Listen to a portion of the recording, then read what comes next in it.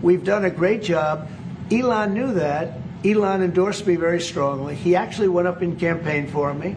I think I would have won. Susie would say I would have won Pennsylvania easily anyway. I'm very disappointed because Elon knew the inner workings of this bill better than almost anybody sitting here, better than you people. He knew everything about it. He had no problem with it. All of a sudden he had a problem, and he only developed the problem when he found out that we're going to have to cut the EV mandate, because that's billions and billions of dollars, and it really is unfair. We want to have cars of all types. Electric, we want to have electric, but we want to have a gasoline, combustion. We want to have different. We want to have hybrids. We want to have all. We want to be able to sell everything. And when that was cut, and Congress wanted to cut it, he became a little bit different, and I can understand that. But he knew every aspect of this bill. He knew it better than almost anybody, and he never had a problem until right after he left. And if you saw the statements he made about me, which I'm sure you can get very easily, it's very fresh on tape, he said the most beautiful things about me. And he hasn't said bad about me personally, but I'm sure that'll be next. But I'm very disappointed in Elon. I've helped Elon a lot. And I'll be honest, I think he misses the place. I think he got out there and all of a sudden he wasn't in this beautiful Oval Office, and he's got nice offices too, but there's something about this one. Remember, he was here for a long time. You saw a man who was very happy when he stood behind the Oval desk, and even with the black eye, I said, do you want a little makeup? We'll get you a little makeup. But he said, no, I don't think so, which is interesting and very nice. He wants to be who he is, so you could make that statement too, I guess. Look, Elon and I had a great relationship. I don't know if we will anymore. I was surprised because you were here. Everybody in this room practically was here as we had a wonderful send-off. He said wonderful things about me. You couldn't have nicer. Said the best things. He's worn the hat. Trump was right about everything. And I am right about the great, big, beautiful bill. And it looks like the honeymoon is over and we are already into divorce proceedings. This is Trump going after Musk now that Elon's decided to publicly oppose his spending bill that would serve as Trump's signature legislative achievement. Why? Because Republicans included some anti-EV provisions in the bill, and Musk didn't like that. And so he went scorched earth against it, tweeting stuff like, call your senator, call your congressman, bankrupting America is not okay, kill the bill. And I'm not sure if you guys are familiar with Donald Trump, but he isn't exactly one to allow someone to attack without punching back.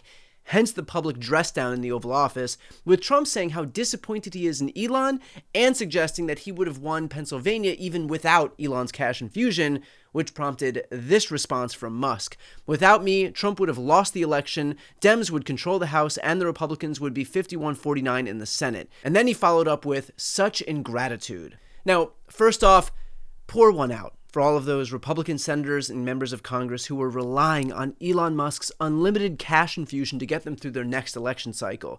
You can just imagine the way that their hearts must have dropped today watching Trump publicly attack Elon and knowing that this probably means that their gravy train has left the station. Granted, I'm sure there's some oil billionaire somewhere perfectly willing to write a check, but still, it was just easy with the richest person in the world, and now that's finished. But second, I do have to say that this fallout was pretty predictable. It was a marriage of convenience. Donald Trump needed Elon's money to win the campaign, and yes, I do believe he needed that money to win the campaign, and Elon needed Trump's power to get into the government and eliminate all of the agencies that regulate his businesses. But the reality is that a few things have shifted that dynamic. First off, Elon publicly opposed this budget bill, which Trump views as a slight against him. And if there's one thing that we know about Donald Trump and his tolerance, it's that he won't take a hit to his ego. The easiest way to become a persona non grata in Trump world is to attack dear leader or in any way refuse to show gratitude. Elon is learning that in real time.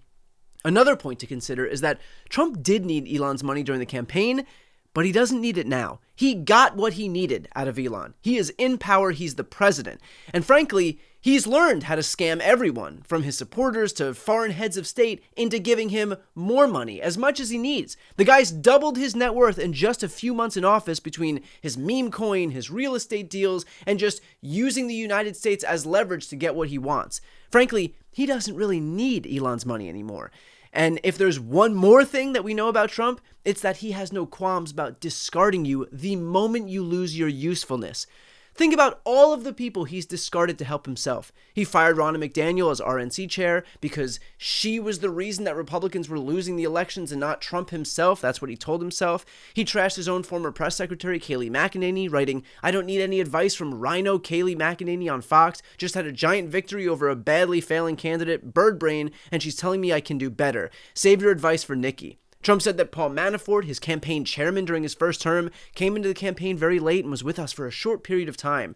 He called George Papadopoulos, his first-term foreign policy advisor, a low-level volunteer. He said of Gordon Sondland, his former EU ambassador and campaign donor, "I have not spoken to him much. This is not a man I know well." He said Michael Cohen, his own longtime lawyer and fixer, did a, quote, tiny fraction of his legal work.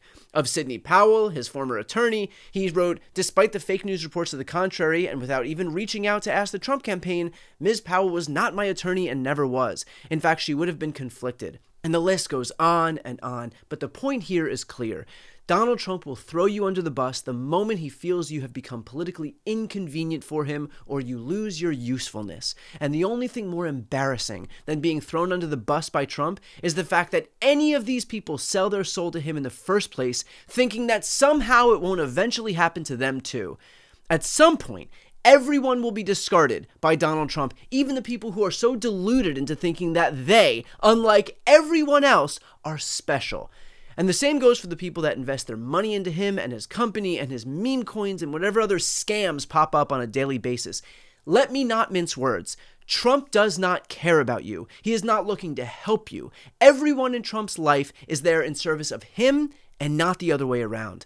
I mean, hell, Trump has even attacked Elon himself before. Back in 2022, Trump wrote, "When Elon Musk came to the White House asking me for help on all of his many subsidized projects, whether it's electric cars that don't drive long enough, driverless cars that crash, or rocket ships to nowhere, without which subsidies he'd be worthless, and telling me he was a big Trump fan and Republican, I could have said drop to your knees and beg, and he would have done it." In other words, it's not like Trump had some long-standing allegiance to Elon. This was transactional, because everything is transactional for Trump. He wants money. He will say whatever he needs to say to get money. And once he has money, he will discard you, because he doesn't care about you or me or Elon or his voters. He cares about himself. And the quicker everyone realizes that, the better off we'll be.